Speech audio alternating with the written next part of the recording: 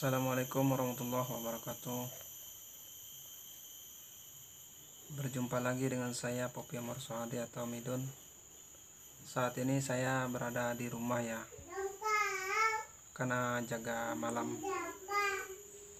Mari kita melanjutkan tentang yang terdahulu, tentang ilmu dalam atau kebatinan. Pertama-tama marilah kita membuka dengan berselawat kepada Rasulullah Shallallahu Alaihi Wasallam. Bismillahirrahmanirrahim. Alhamdulillahirrabbilalamin. Sallallahu asyrafil anbiya wal mursalin sayyidina wa maulana Muhammadin wa ala alihi wa sahbihi ajma'in. Amma ba'd. Saya membuka kitab. Dari kitab ini, Ilmu Ketuhanan, Permata yang Indah. Permata yang Indah.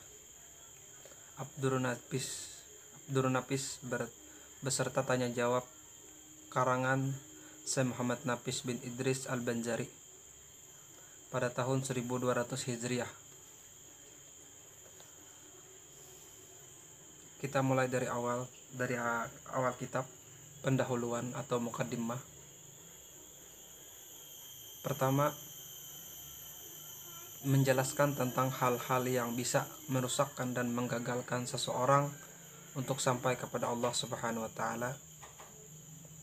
Hendaklah Anda ketahui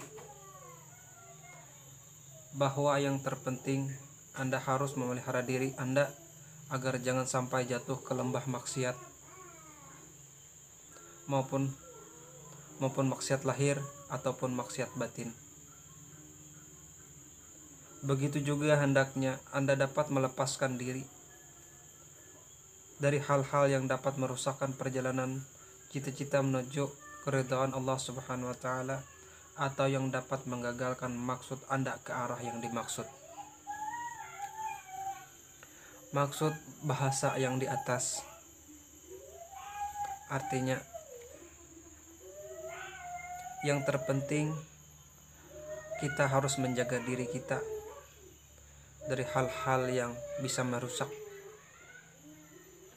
Artinya yang merusak kita dari maksiat zahir maupun batin.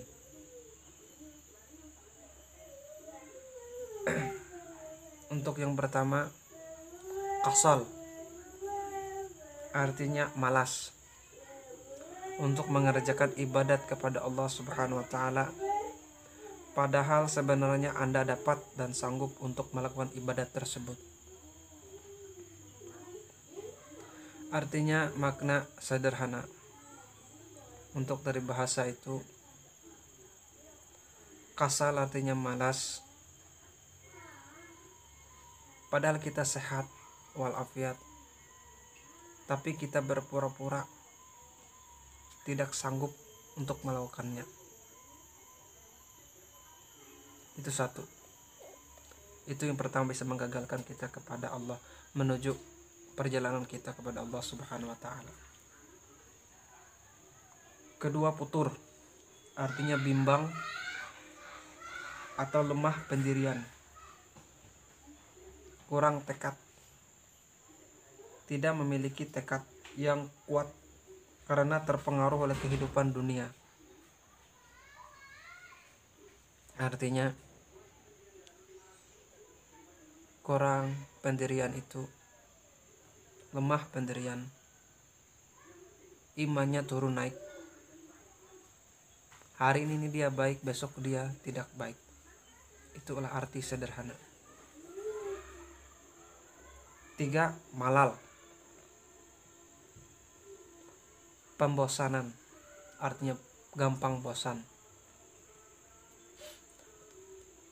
Itu bisa dibahasakan cepat merasa jemu dan bosan untuk melaksanakan ibadah karena merasa terlalu sering dilakukan, padahal tujuan belum juga tercapai.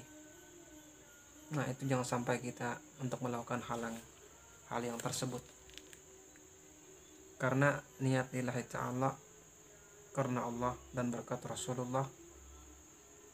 Tetap kita tujuan satu, harus kita menjaga dari 3 perkara tersebut. Karena kalau kita tidak bisa menjaga dari 3 perkara tersebut, maka akan gagal lah. Itu baru awal.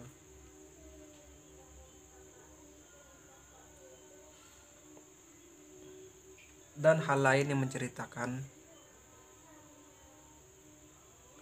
yang tergolong dalam syirik-syirik khafi antara lain adalah sebagai berikut. 1. Riya, artinya pamer. Sengaja mempertontonkan atau menampak-nampakkan ibadat atau amalnya kepada orang lain, atau ada suatu maksud tertentu yang lain daripada Allah Subhanahu wa taala. Ini riya, mungkin kita semuanya tahu riya itu artinya pamer. Mungkin kita semuanya tahu ya. Itu setiap hari orang untuk ngomong tentang riya atau pamer. Bukan dari segi ibadah pun, dari pekerjaan dan aktivitasnya juga bisa riya, pamer. Karena dia paling benar, paling pas sudah dalam pekerjaan, dalam aktivitasnya. Apalagi kalau dalam ibadah. Karena dia terlalu sering melakukan, karena terlalu banyak amalnya, lalu dia mempertontonkan kepada orang-orang yang lain. Dan riya ini juga luas artiannya. Di saat orang tidak ada, maka lemahlah dalam pendiriannya, lemah imannya, tidak karena Allah. Itu dengan singkat penjelasan. Kedua, sum'ah atau memperdengar-dengarkan. Sengaja mencerita-ceritakan tentang amal ibadahnya kepada orang lain, bahwa dia beramal dengan ikhlas karena Allah, dengan suatu maksud agar orang lain memberikan pujian dan sanjungan kepadanya. Nah, yang kedua ini daripada riya tadi, sum'ah. Jangan sampai kita terjadi pada yang sum'ah ini. Dia memperjelaskan, dia ceritakan tentang ibadah-ibadahnya, rahasia-rahasia ibadahnya kepada orang lain. Dia katanya, contoh, ada teman datang, dia ceritakan ibadahnya. Saya ini ahli ibadah, banyak amalan saya, ini dan itu. Saya beramal ikhlas karena Allah. Itu tidak boleh di dalam kitab Abdul Nafis ini. Lanjut. 3. Ujub atau membanggakan diri. Merasa hebat sendiri yang timbul dalam hatinya karena banyak amal ibadatnya. Tidak dirasakannya bahwa semata itu adalah semata-mata karena karunia dan rahmat Allah Subhanahu wa taala. Ujub ini sangat parah lagi. Dia merasa paling hebat di dalam hatinya karena terlalu banyak ibadahnya kepada Allah, padahal itu tidak dirasakannya di dalam dirinya. Yang berbuat itu siapa, yang berkata itu siapa, dan segala aktivitasnya itu karena siapa, itu dia tidak tahu.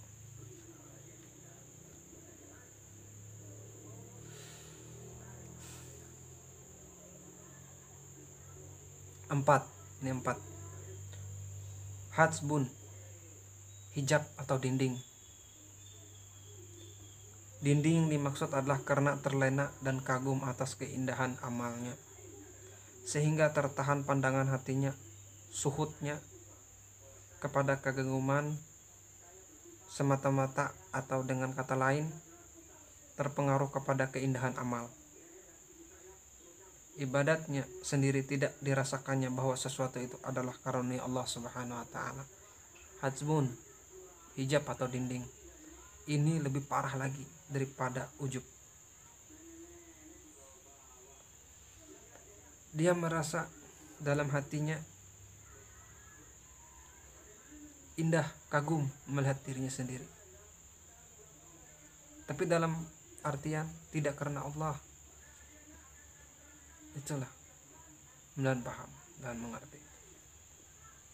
Oleh sebab itu, agar Anda dapat terlepas dari hal-hal penyakit tersebut, hal mana dapat membahayakan perjalanan Anda, maka tidak ada lain jalan kecuali memantapkan pandangan batin atau musyahadah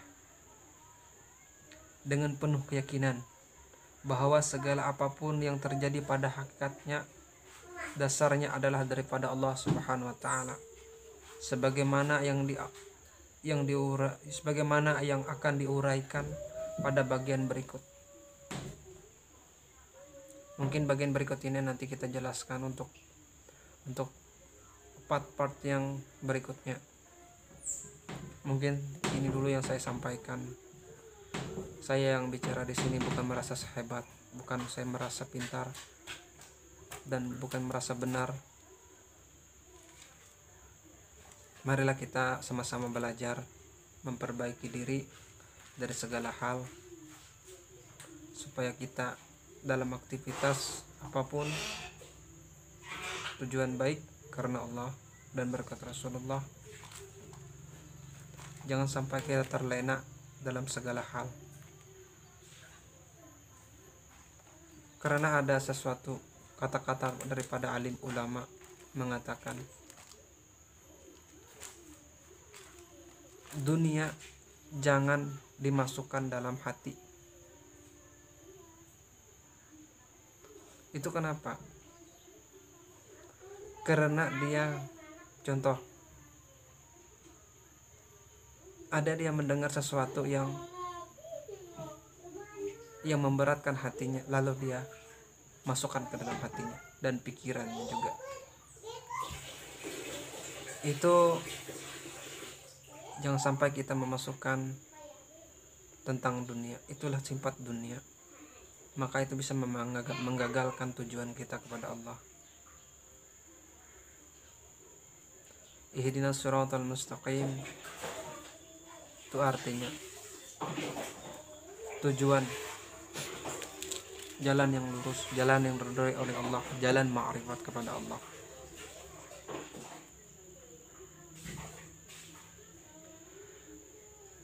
Apabila kita mendapatkan sesuatu musibah ataupun ujian dan cobaan, jangan masukkan dalam hati.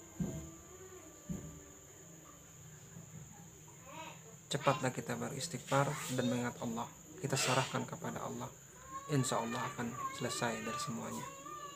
Hasbunallah wa ni'mal wakil, ni'mal maula wa ni'man nasir, wa la hawla wa la quwwata illa billahil aliyyil azim.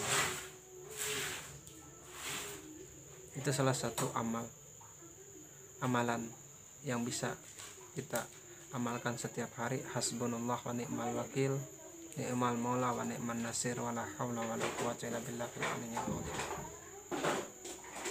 Amalkan setiap pagi dan sore 100 kali ataupun lebih, supaya hati kita bisa mantap, supaya kita tidak merasa sesuatu apabila kita mendapatkan yang tidak enak dalam pandangan kita, dalam pandangan sehari-hari kita. Serahkan kepada Allah. Insya Allah Allah yang mengatur dari segala-galanya. Sekian dan terima kasih. Mungkin itu untuk saya sampaikan. Mohon maaf kurang dan lebihnya. Apabila ada benarnya, itu mungkin daripada Allah Subhanahu wa taala. Apabila banyak salah atau dari ucapan kurang jelas ataupun tidak bisa memahami atau kurang paham, mohon maaf. Apabila salah penyampaian mungkin dari saya pribadi, mungkin banyak yang benar, mungkin itu dari Allah. Mungkin itu aja. Terima kasih. Allahumma sholli ala sayyidina Muhammad wa ala sayyidina Muhammad.